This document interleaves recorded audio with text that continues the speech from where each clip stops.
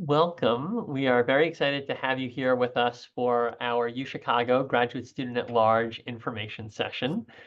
We are thrilled to welcome you on what is a gorgeous day here on campus, and we always love starting with this visual because it is the place where big ideas are born that challenge and change the world, and where, should you decide to apply for and get into the Graduate Student at Large program, you will be joining your classes. We have a four-part agenda today. We want to briefly welcome and describe the different people that are on this call. We're going to give you a snapshot of the Graduate Student at Large program. We want to go over the timeline and the details of the program, and then we will take your questions. That said, it's an intimate group, and we're always eager to answer. So if you have questions, you can feel free to raise your hand or chat them in throughout the conversation. With that, I will share that my name is Seth Green. I'm the Dean of the University of Chicago Graham School, and this is a jewel of the school that we are incredibly proud to have as a way for people to really explore the entirety of extraordinary curricular offerings at the university. We have with us a few people that have been part of this program, and then we have the wonderful director, Esther Pandian-Risque. And Esther, can I ask you to briefly introduce yourself, and then I'll do the same for our alums. Absolutely. Thank you, Seth. Good morning, everyone. My name is Esther Pandian-Risque, and I am the director of the Graduate Student at Large program here at the University of Chicago. The Graduate Student at Large program was created at the Graham School.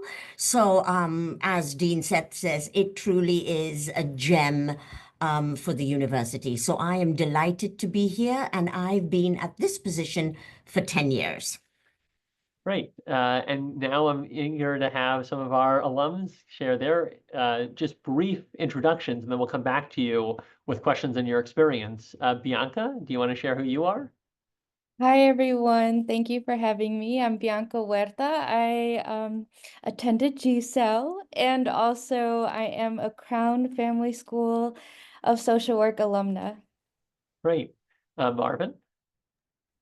Hi, I'm Marvin, and I went to the Harris School of Public Policy after taking a few GSAL courses, and I'm currently in the law school application process, and so I'll be matriculating to law school this fall.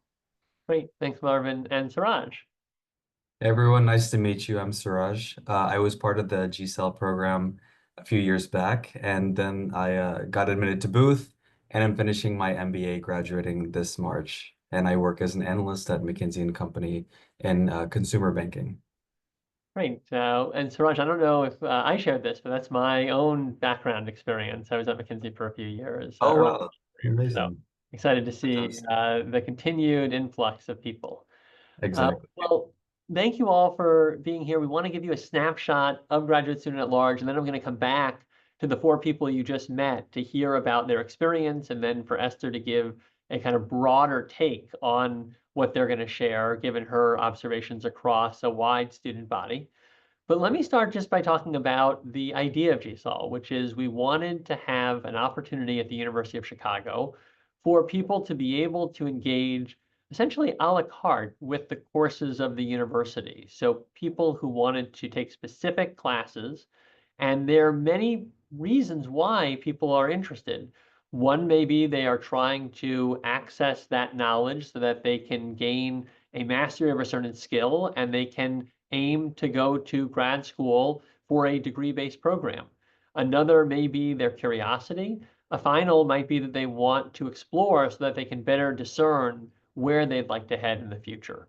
But regardless of that motivation, what's in common is that you have a chance to build connections with professors, to engage in thought-provoking classes, and to experience the unparalleled resources of a globally renowned institution. There are a few different pieces that we often think about when we describe the value of the Graduate Student at Large program. There is an extraordinary community, and then you have very specific benefits. You receive formal grades and an official UChicago transcript for the classes that you take. You have a chance to request opportunities for letters of recommendation from faculty. And then there is, thanks to Esther and her team, personalized advising, not only to support you in course selection, but also to help you prepare if you're interested in taking that next step as a bridge often into the grad school degree-based programs. So I'll just describe that there are 3 different pathways within graduate student at large. There's the general graduate student at large pathway, where you can be in any school of the university except the Pritzker School of Medicine or the business school. There's then the GSAL business, where you can take classes at Chicago Booth. And then if you were interested in auditing courses, those are courses that you can experience, but you would not be graded or receive credit. There's returning scholar, where you can come back for typically the love of lifelong learning. If we look to the graduate student at large in general, what it allows you to do is sample 4 credit classes across the university, and that includes all of the divisions of the university: physical and biological sciences, social sciences, and humanities, as well as some of our professional schools. So you heard Marvin at Harris and Bianca at Crown. You can access an abundance of resources, including the student privileges, such as the library and fitness center. So you're a full-fledged student with the full access to the intellectual and physical environment here. And then you can take part in the many opportunities for networking and exposure at the university. We also have the GSAL B program that is specifically for people that want to take courses at Booth and engage in the same classroom experience as Booth students. 3 courses can transfer directly to Chicago Booth if you apply for and are admitted into the Booth MBA program. And here again, you can take part in the networking with both extraordinary professionals and world-class faculty. Alongside that course access, we make sure that you are supported in thriving here at the university. That includes academic advising. It includes support on that grad school application. It includes library access for GSAL and returning scholars only.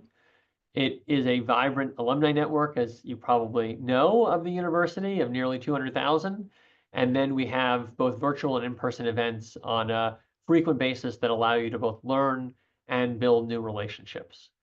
All of this is in the context of having classes that are with truly eminent faculty, because you're able to access all the same classes with the Nobel Prize winners and beyond that make up the university. And one thing that we say is that this is for people that fill a certain type of profile as a learner, that we are a university that is really organized for people that are curious, that are rigorous, that are innovative, and that are collaborative, people that truly want to learn for its own sake as well as want to get ahead in their professional journeys.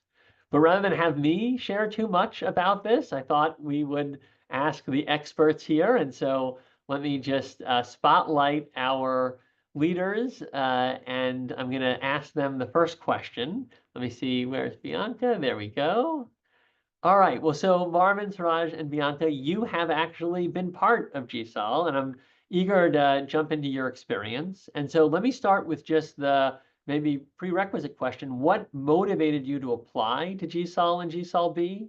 And how did you see it fitting into your long-term academic or career goals? And Marvin, I see you first on my screen. Can we start with you? Sure. Usually I pass this question to Bianca first because Bianca is my partner and she pursued GSAL first. And through watching her experience with it, which she'll discuss, I was able to see it as a vehicle toward going to law school. Law school requires incredibly good grades as well as a high law school admissions test score. And so I thought I could pad my application, my resume, with taking the rigorous courses that are offered at the University of Chicago. Essentially, this led me down a path toward the Harris School of Public Policy because the coursework there not only suited my interest in what I wanted to pursue with my legal degree, but also could show that I was capable of the kind of work that I was asking for from the law school. And so that has been an incredible path, and I pass it to Bianca because she really led me down this route.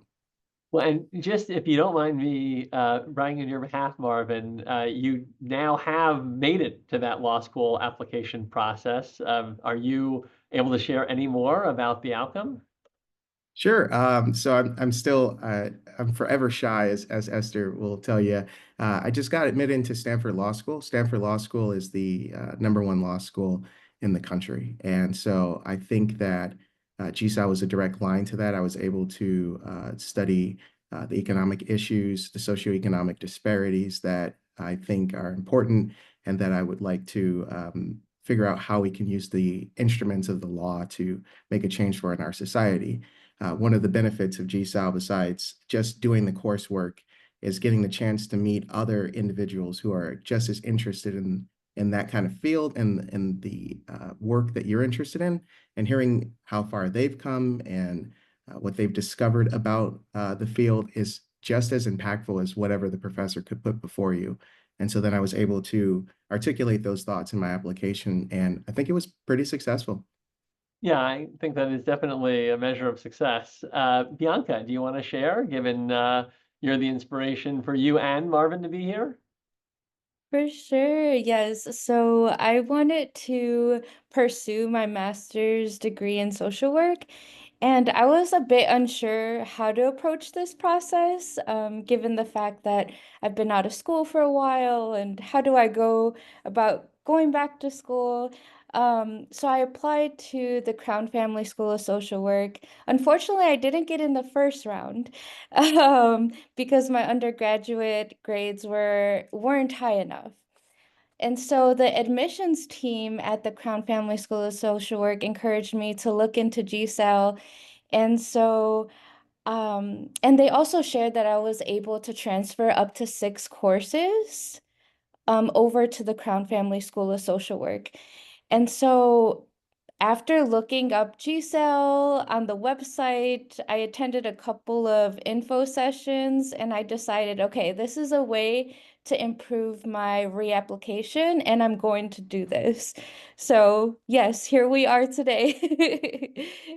Great, thank you so much, Bianca. And I just want to acknowledge that the courses are for credit, but not everyone allows that transfer. So that was a case in your experience, Bianca, but just an acknowledgement that doesn't always happen. And so it's student specific. We certainly want to talk to you if you're curious about that.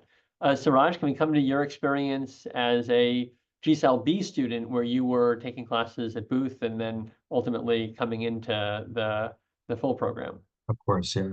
And congrats, Marvin. That's amazing. Stanford Law is incredible. So my experience in joining GSLB was I had moved to Chicago.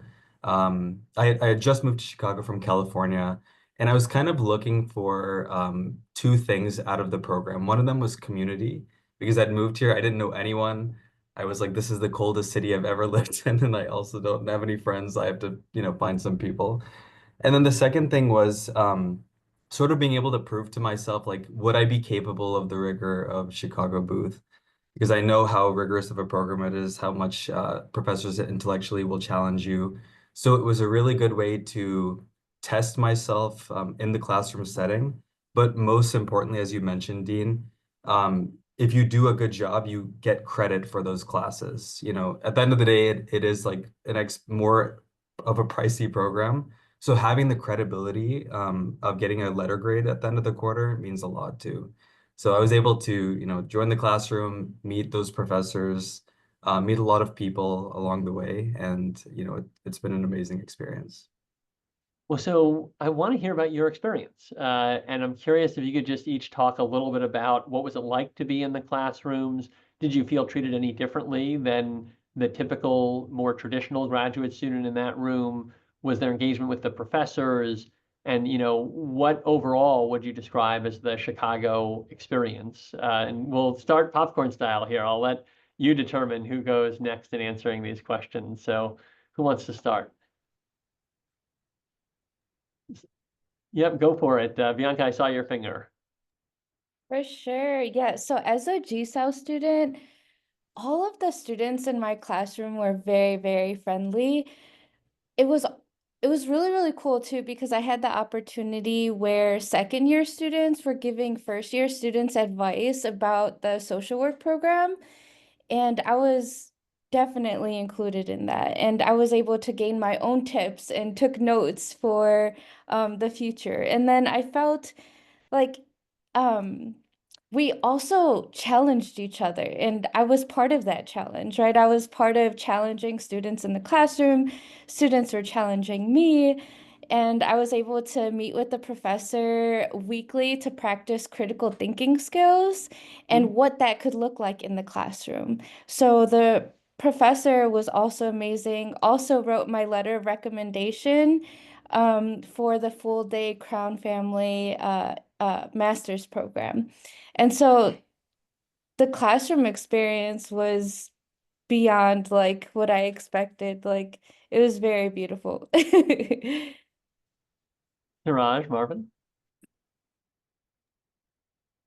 Sure. So I've taken three GSAL courses, one in elementary logic, which is in the college, human rights and health, which is also in the college with the Posen Center for Human Rights, as well as a Crown School course on smart decarceration, which was a special topic of a professor there who leads a smart decarceration project. And you have to watch out because the students are so friendly that you begin to meet folks who are studying things differently than you are, or studying different subjects. And I found that the people in the classroom want to hear about what you're interested in. Your classmates want to hear what your perspective is, what your background and area of research is. And so no one ever asked if I was a GSAL student. And so you have to watch out, because soon I was thinking, oh, well, Crown sounds very nice. And the students there are so engaging, and you get kind of pulled into the energy that the students bring into the classroom. But essentially, no, there's no difference in being a GSAL student. A variety of students from other disciplines will study in your classrooms. And so the school is, one of our values is interdisciplinary study.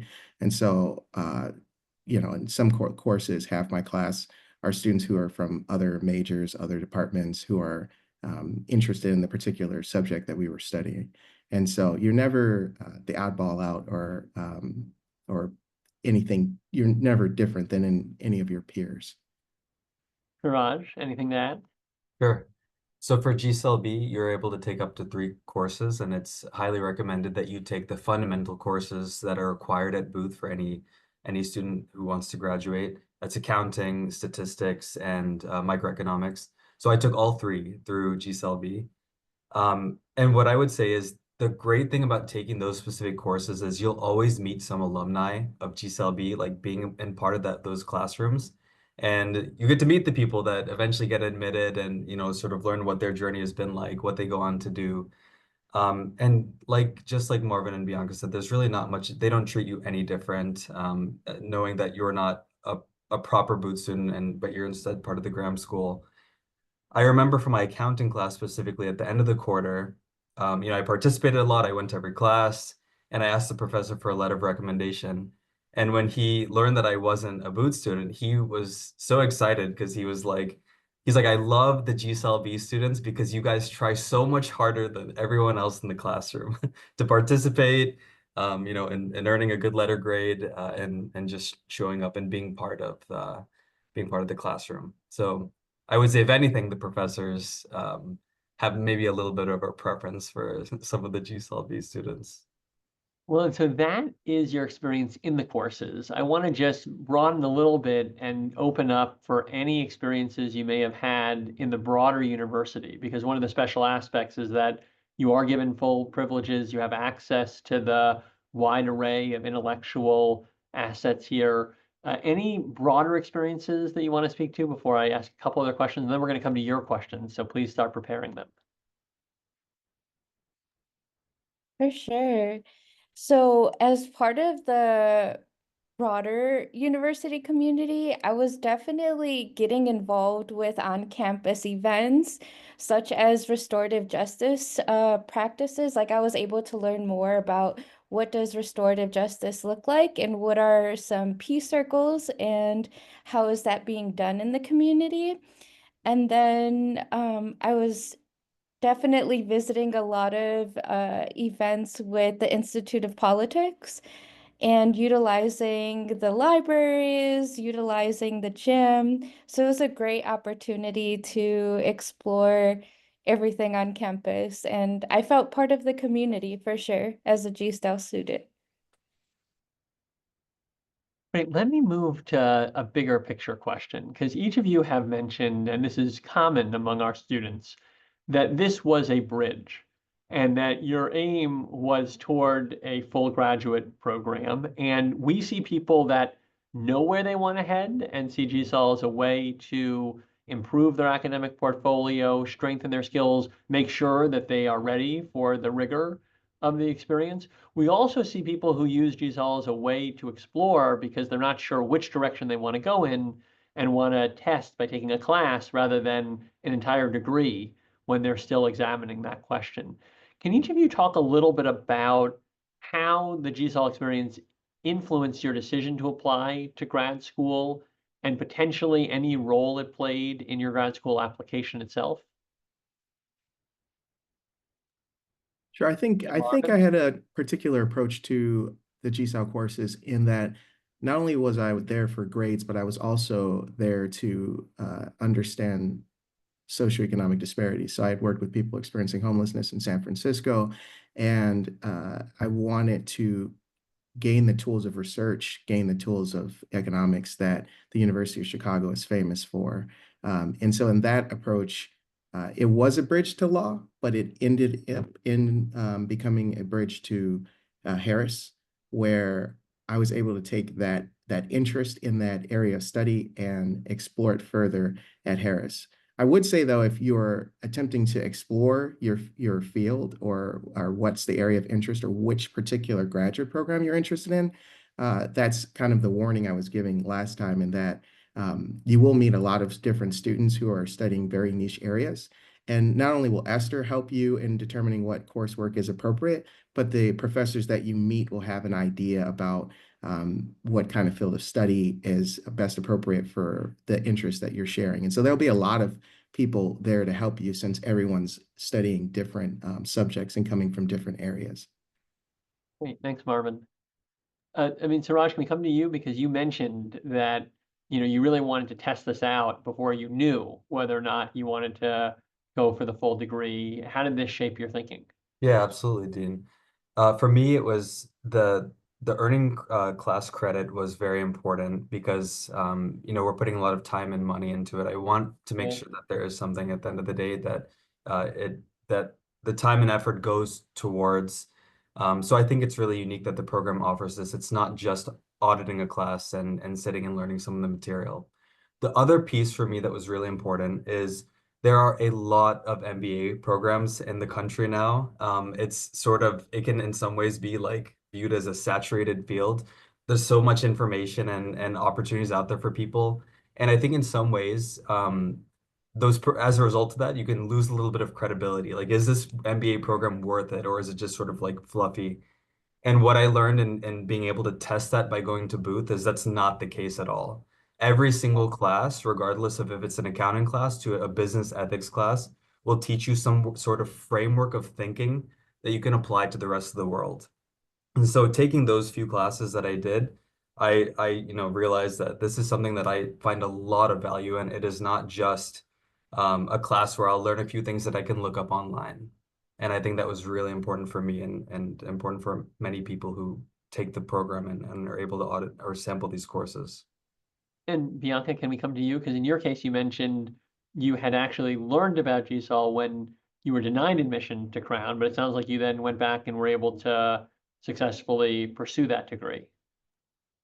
For sure, for sure. So yeah, the goal was definitely to get an A in the course. And, Esther acted as my mentor, and we talked about how quant heavy all of U Chicago is. And I did see that in the social work program. So I just worked on making sure that I excelled and that I could earn that A and then reapply to Crown.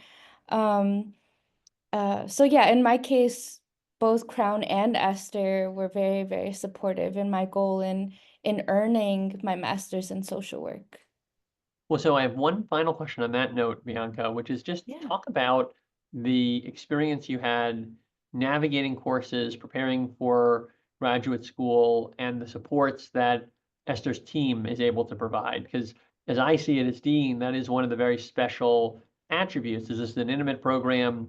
It really wraps its hands around the incredible students that we have in it. Just an open question on if and how those might have been valuable. And then we want to come to any questions you may have. So you're welcome in a moment to start opening into those. But last question for our panel from me. For sure, yeah. So the kind of support, definitely Esther encouraged me to meet with my professor, and the professor at Crown Family School of Social Work was also very supportive, and so I was able to ask questions and contributed to the discussions we would have, which was essential. And so, yeah, meeting weekly and bi-weekly with both Esther and my professor. Esther was definitely very important because um, I had a lot of real life things going on in my life as well. And so being able to navigate that with not only academic and mentorship, but also with just encouraging me to be just this holistic part of who I am. And so yeah. Yeah, I was going through a lot of transition during that time too. So the GSAL community and Esther really allowed me to feel like I wasn't alone, like I was part of a community. Beautiful. Any final thoughts, Marvin and Suraj? Esther, can we bring you in before we open up here? Because you are the person that all of us are describing in the incredible commitment you have to your students and in the vision and direction that the program has had. And you've been a part of this now for a long time. Can you just talk a little bit about kind of what you see as the distinctive value before we open up to questions? Thank you, Dean. So this is a very old program. We know that Graduate Student at Large was created when the university was founded. So basically, it allows students at different stages of their lives to come and commit a bit of time to take a few courses. So every student has a unique story. So that's the best part of my job. So we have a small team here, and we really get to know you, who you are, what you're thinking. Tell us a little bit about your professional journeys. Tell us your dreams, and we will work with you to see how our programs might be able to edify your life and help you reach your professional goals and your academic goals. So we see students at different ages. We see students who want to pivot, who want to switch fields of study. And like, for instance, Marvin, I'm going to use you as our example. Marvin came and took some courses, then went to the Harris School of Public Policy, and then came back and prepped again before law school. So sometimes it's not a linear journey. And this is how life is, right? So lots of things happen, but we are here for you, and we will be realistic, right? We will see what will work, how it will work with you, for you. And we work with all the departments, all the faculty. So there's a whole team of us at the university who will help you achieve your goals. So even if you're thinking, and there's no pressure to say, I have to apply now. It just means starting with a conversation. So yeah, so I'm really glad to see so many people here today. Well, so with that, why don't we open it up to any questions that you may have? There's an intimate group, so you can feel free to just unmute is probably the easiest way and ask directly. You can also use, if you want to, the chat function, or if you press on the react button, you'll notice at the bottom you have a raise hand option. So what questions do you have for our group?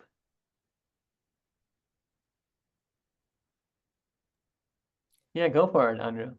Hi, thanks everyone for a really very helpful presentation. I had a quick logistical question, and that is approximately how long is a typical program? Like how many semesters, or does it really just depend on the student and their needs? Because I know you guys mentioned the program consists of 3 courses, and I wasn't sure how that was spread over time. Yeah, so the program is that you apply and then you have access, but people can take anywhere from 1 or 3 or potentially more courses. So it really is a design to each individual student approach. The courses are in our quarter system, so they're 10 weeks, and the primary times that people take them are autumn, winter, and spring because there are many more offerings during that time period, although there are a handful of summer classes. So that gives you some sense. Esther, I don't know if you want to add to that because you're much closer to it. Good answer. I might add that for the 3 courses that will transfer, that would be graduate student at large business. So that is like a formal arrangement. So if you're interested in Chicago booth, then you can take up to 3 classes, and then you have to apply to the MBA program. And if you are granted admission, 3 classes will transfer. Got it. Thank you. Thank you. Neil, yeah, go for it. Yeah, thank you as well for this great panel. So my question was generally like, for the GSAL alums, did you feel that you were able to get into the classes that were like your top choice, or were there factors like, classes being full with like degree students or not meeting prerequisites? I'm kind of curious about that. Yeah, Marvin, Suraj, Bianca, what was your experience? Yeah, go for it, Bianca. Yes, for sure. So what I'm remembering right now that when I emailed the Crown Family School of Social Work, we were able to have a list of courses that I was able to take, and Esther was included on that email. So it was just really awesome to have Esther on that email, as well as the Crown Family School of Social Work. And I was able to decide like which one out of the class offerings I wanted to take. And I specifically chose self-awareness in social work with working with diverse populations. And so yeah, I got my top pick for that course. Marvin, Suraj, anything to add? Yeah, my experience has been similar. I think the departments themselves dictate to some degree where they'll allow GSAL students to enter. That being said, I wasn't locked out of anything that I wanted to try or attempt. I think that if you're thinking of, for example, law school, they have required first-year courses, and there it's a little bit more difficult to join. But then there are a lot of other courses that you can join and kind of have the same experience or gain the same information. And Suraj, I know yours are a little bit more standard. I'm guessing you were able to access the ones you wanted. Yeah, that's exactly right, Dean.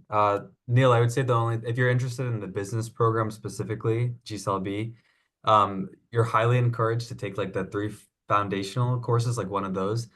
Esther, correct me if I'm wrong, but I think you can try to take a different course unless Yes, that's yes, okay. allowed, yes. Okay. And might I add something? I would say that for all our students, right, our graduate students at large, you get to register 2 days after the master's and PhD students. So we're 2 days after the students who are in the degree granting programs. And it is my job to work with you, our team's job, to make sure that you have the prerequisites, and then you will reach out to the professor and ask for permissions. So we want to make sure that you're in a class that you're ready to do and you're able to achieve your good grades. So there's a lot of coordination, but don't worry, we never leave you alone. We're always here to support you. And I mean, Esther, globally, because we have 3 examples, but you see it all, how often is it that people are able to get into the courses that they are aiming toward?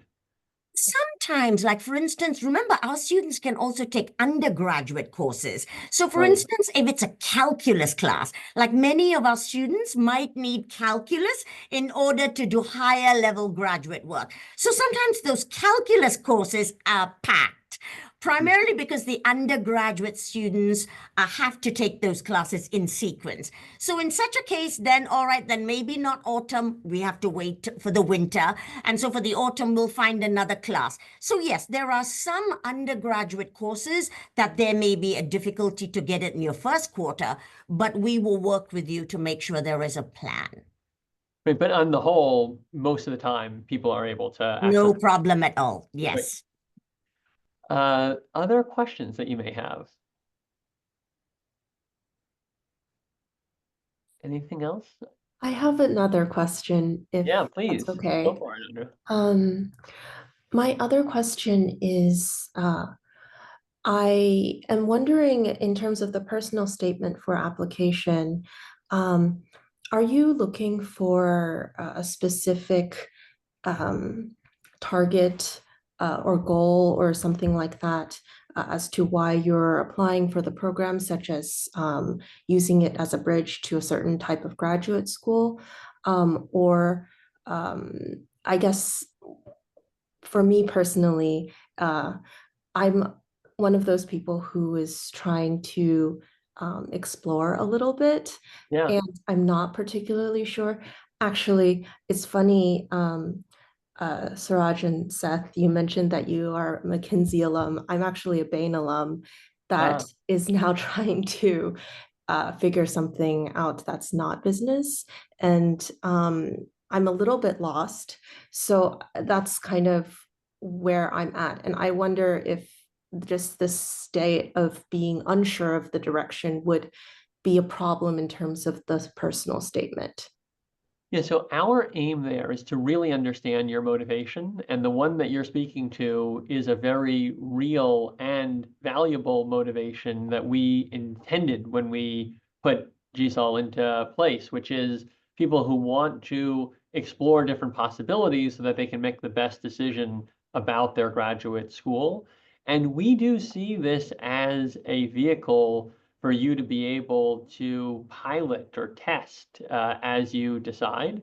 And so indeed, I think that that would be wonderful to play out in your personal statement. I mean, you'd want to include why are you intellectually curious, maybe a little bit about, what maybe didn't fully satisfy you in business. But I imagine, as is true in all life endeavors, when you find that something doesn't work, you usually have a lot of reflections and life lessons, and it gives you some greater clarity on, okay, here is what motivates me. And so, we'd love to see that. And then, it's okay that you don't know where that motivation leads yet. I mean, I'm looking at Marvin here because, his exploration, right, allowed him to go deeper into social inequities, really bring this experience that he had with homelessness into an intellectual context, and then now, prepare for law school where he can work on those through policy and legal means. So just affirming your example, and certainly that being a very real use case that we intended in GSAL. And it still means that you have a lot to say.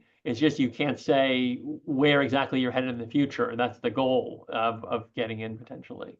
I mean, Esther, anything to add as the person? I think you failed that as answered the that. person who's not close. Yeah, you answered it perfectly. You really, you champion our program. But this is exactly what it is, right? And it'll be helpful to us, the team, when we read your personal statement, to begin helping sort of guiding questions, and then to look at the catalog together. We'll have lots of conversations. We'll look at courses, and we'll start talking about professors and their research, and slowly. So you will be comfortable when you enroll for your first class, and it's that journey. And again, we will have, often conversations with you, so you won't be left sort of by yourself. So there will be a point to these conversations in terms of what you are doing with all of these courses. Got it. Thank you so much. I'm sorry for all the questions. That's No, great. it's We love wonderful. If there are no other immediate questions, I'll just share my screen again briefly, because I do want to just talk through the timeline and just make sure everyone is aware of what's next. And you've already alluded to this in your question, which is to say that first we have the application timeline. March 3rd, if you want to be in classes this spring, is when your application is due. And then you would start classes on March 24th or that week, depending on which day your class is on.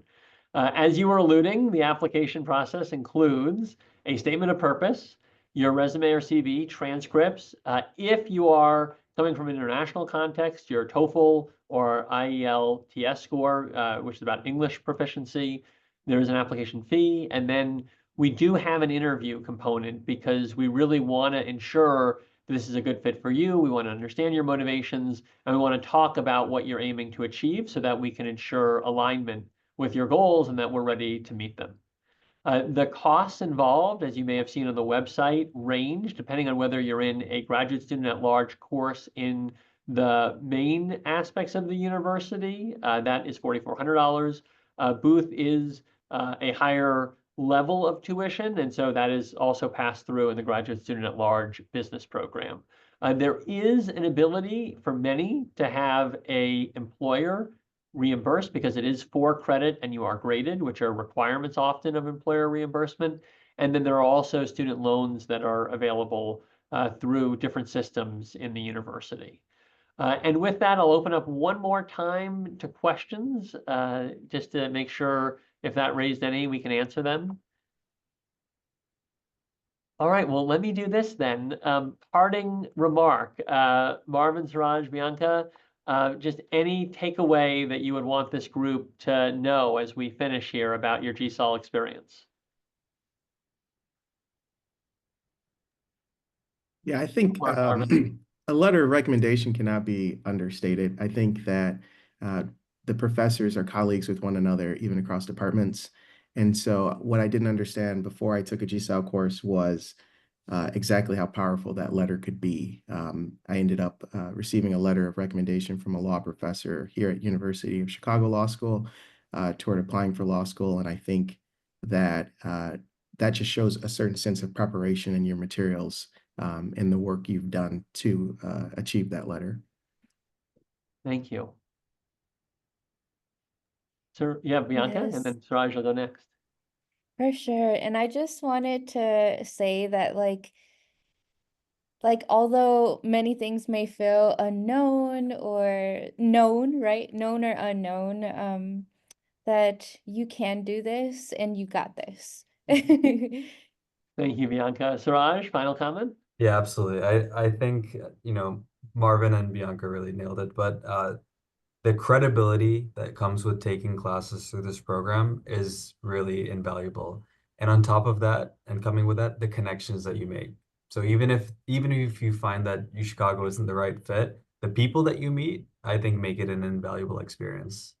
But I'm sure either way you'd like it.